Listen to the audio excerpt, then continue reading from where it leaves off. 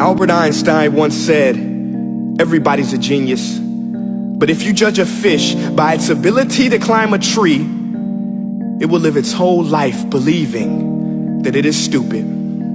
Ladies and gentlemen of the jury, today on trial we have modern day schooling. Glad you could come. Not only does he make fish climb trees, but also makes them climb down and do a 10-mile run. Tell me, school, are you proud of the things you've done?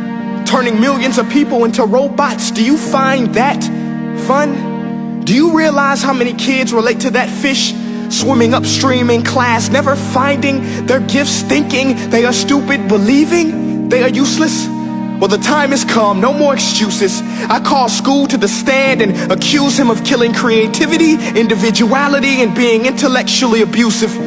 He's an ancient institution that has outlived his usage.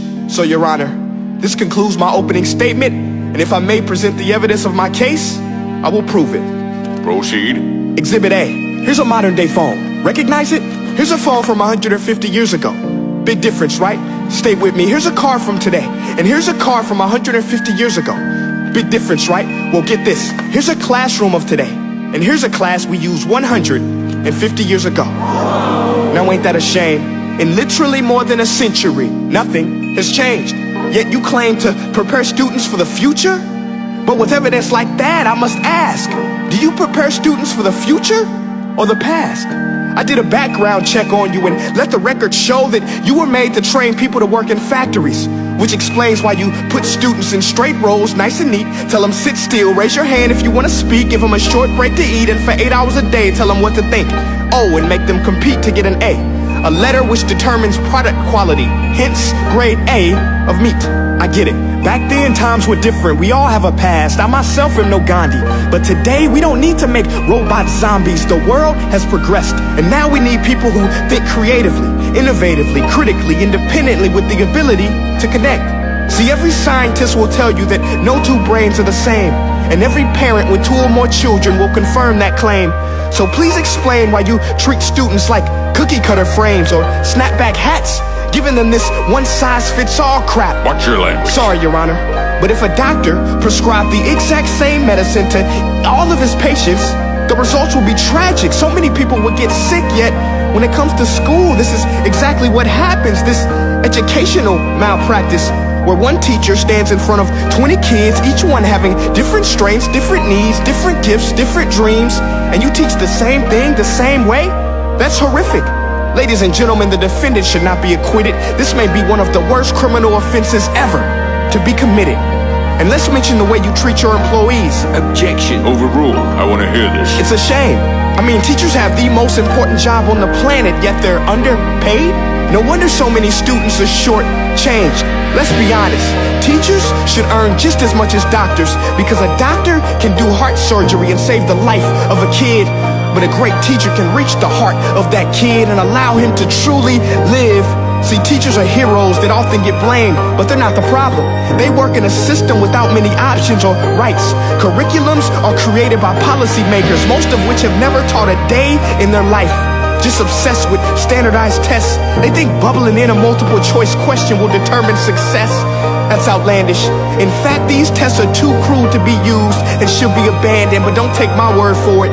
Take Frederick J. Kelly, the man who invented standardized testing, who said, and I quote, "These tests are too cruel to be used and should be abandoned." Ladies and gentlemen of the jury, if we continue down this road, the results will be lethal.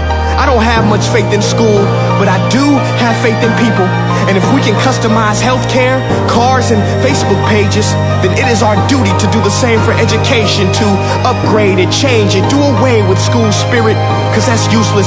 Unless we're working to bring the spirit out of each and every student, that should be our task. No more Common Core. Instead, let's reach the core of every heart in every class. Sure, math is important, but no more than art or dance. Let's give every gift an equal chance. I know this sounds like a dream, but countries like Finland are doing impressive things. They have shorter school days, teachers make a decent wage, homework is non-existent, and they focus on collaboration instead of competition. But here's the kicker, boys and girls. Their educational system outperforms every other country in the world. Other places like Singapore are succeeding rapidly. Schools like Montessori, programs like Khan Academy. There is no single solution, but let's get moving. Because while students may be 20% of our population, they are 100% of our future. So let's attend to their dreams, and there's no telling what we can achieve. This is a world in which I believe, a world where fish are no longer forced to climb trees. I rest my case.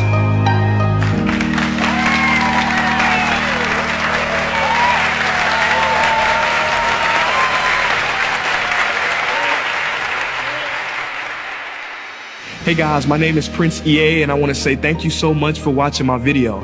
But now, I want to know what you think. How can we together create a more efficient, effective, and just better future of learning? I want you to visit nestday.com/preorder the future and share your thoughts and ideas on the topic. Peace.